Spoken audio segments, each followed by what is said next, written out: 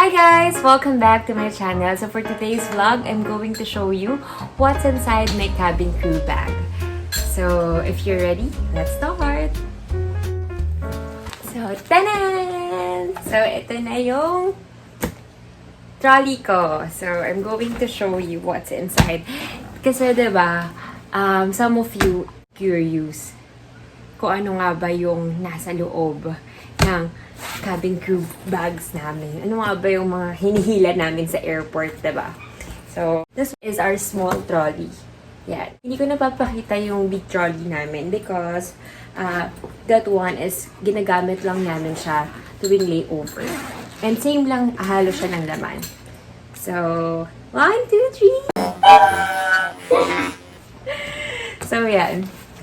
So, as you can see, yan yung laman ng small trolley ko.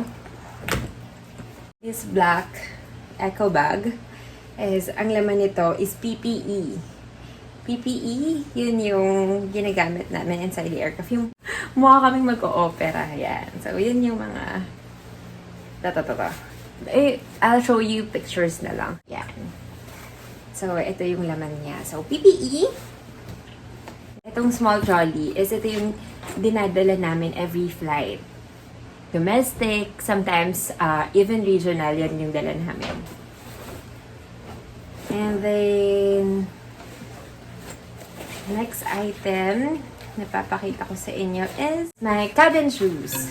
So as you can see, nakalagay siya sa shoe bag para at least organized tayo para hindi siya makalat sa trolley ko.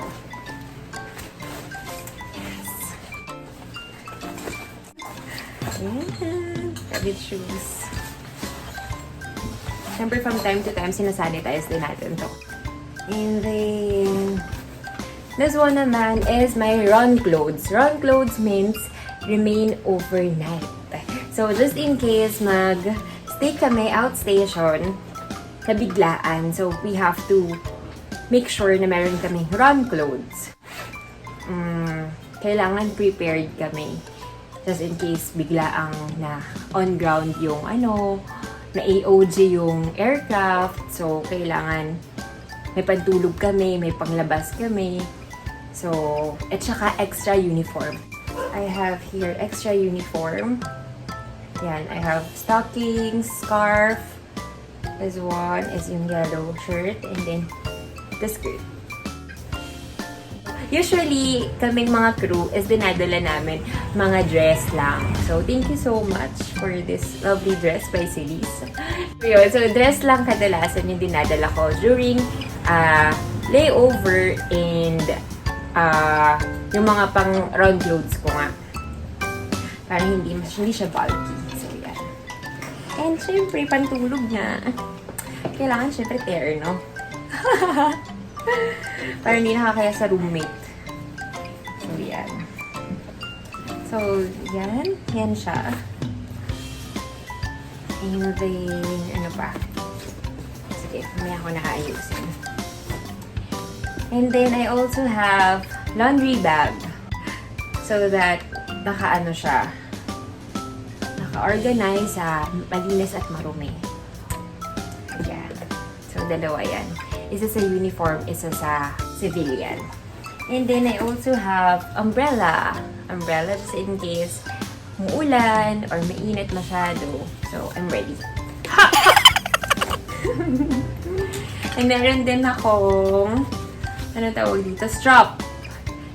I use this every time na may layover. Kasi, diba, we have the big trolley and then small trolley. Ito yung pinapang strap namin, both trolley, para at least hindi kami mahirapan hilahin yung two trolleys.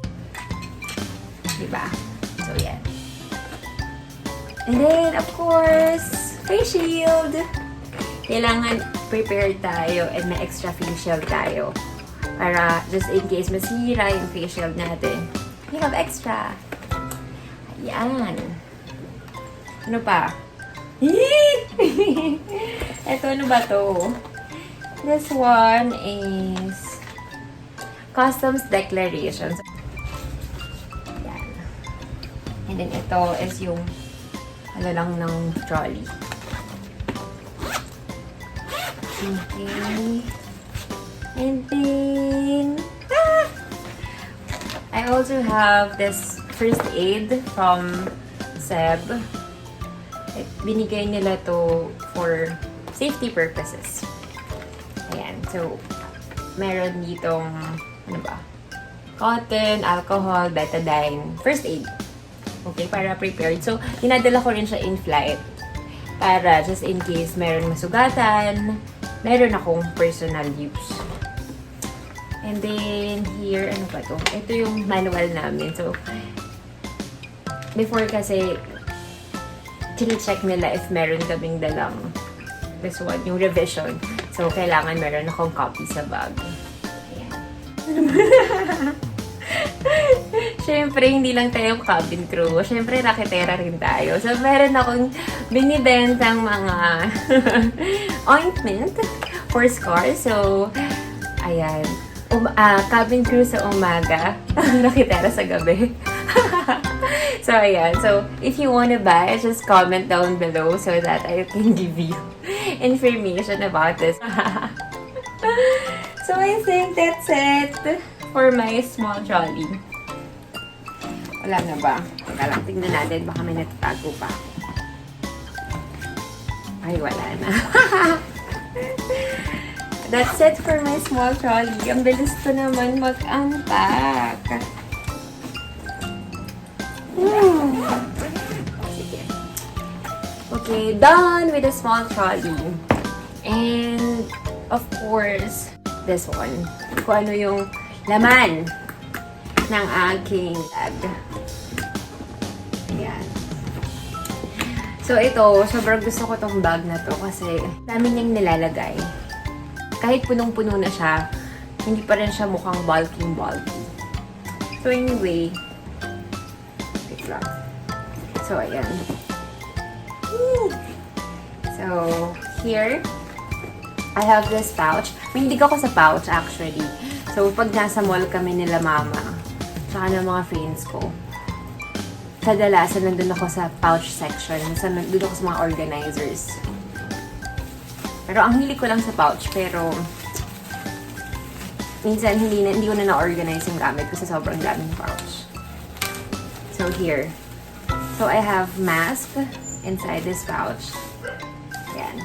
Of course, kailangan natin yan. I have... Ano ba ito? Pambabae to, guys. Wag na to. I have sanitary napkins just in case. You know, red code. And, of course, hindi mawawala ang wet wipes just in case. just in case we need to, you know, to poopy. And I have this eye drops. Ito, sobrang ano namin to. Binibili namin to sa Japan. And ito kasi yung pinapatak namin during red eye kasi talagang literal na red eye na kami. So, pag inaantok na din, ito, nag-eye drop kami. Little lang. Tapos, nabubuhay na kami. Para itong may magic sa amin. It's a must na meron ka nito sa cabin crew bag. Yan. What else? Yee! This one, of course, may wallet. Huwag nyo nating busisiin pa ang wallet dahil wala ata. Wala atang mahika dito. Kita ko na lang sa inyo. Ganyan na lang. Ayan. Siyempre, meron tayong pa-picture. Yan yung college, photoshoot. Ayan, I have cards. Ayan, cards lang. Of course, meron tayong 20 pesos. And that's it! Siyempre, especially ngayon, lagi tayong nakamask. Kailangan natin ng mouthwash. Siyempre, kailangan yan. Kasi nga, minsan, pag humihinga na ako, parang, gulat ako. Ba't ganon? Ang sama. So, kailangan natin yung mouthwash. And toothbrush. Ayan. So, lagi yan dala-dala sa aircraft. Okay? So, yan. And after we eat, yan. Toothbrush agad. And, syempre, dahil masakitin ang aking ulo, may migraine kasi ako, guys. So, ito, lagi akong may dalang gamot. Yan. Prepared ako sa mga gamot-gamot. Meron pa pala akong mga band-aid.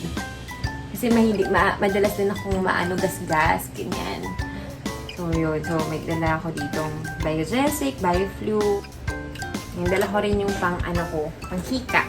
Ito, pang-hika. Ayan, dito nakalagay yung mga meds ko. Ayan, para madali ko siyang makuha, pang-hika. Just in case, naubusan na ako ng hininga. Because you take my breath away. Oh! I have here my competency card. So, we cannot fly without this one. Ito yung mga equipments namin na chine-check before flight. So, ito, competency card. Tapos, I also have here our announcement in flight. Just in case. But, ito na yung old kasi we have new announcement na for new normal. So, tapos, spare bath. Ito, sobrang importante din itong spare bath namin kasi kung wala kang spare bath, hindi ka pwedeng lumipad. Kasi, just in case mawala na ng battery, yung isa pang laman ng bag ko, which is our flashlight. My flashlight. Yan. Kapag nawalan din ng battery, kailangan meron tayong spare battery. Diba? Kasi, ito yung gagamitin namin in case of emergency to direct the passengers sa mga exits. And, I also have AFL. Dito naman, sa AFL na to, yung AFL, dito namin nilalagay yung like ID number, crew name, yung mga names namin, and then our nickname, and then the position. Position mo sa flight na yun. Minsan, pag walang copy nito, nire-write na lang namin siya sa piece of paper. And this one naman is my mini notebook. Handy dandy notebook. Mini notebook naman na dito ko naman sinusulat if ever ako yung lead crew.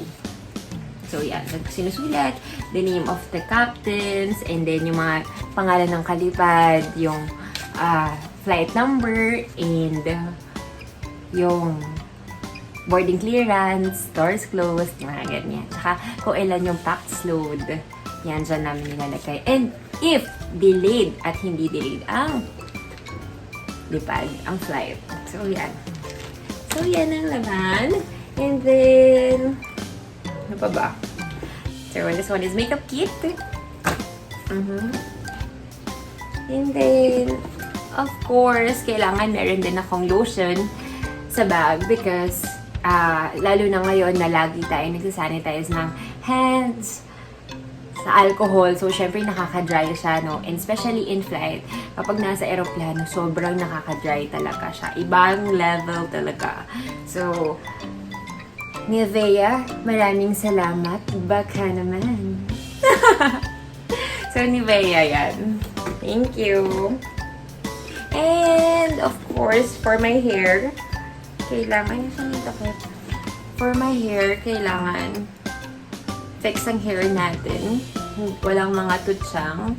So, I'll have fresh, aloe vera spray net. Yan. Kailangan ko yan. And then, ID!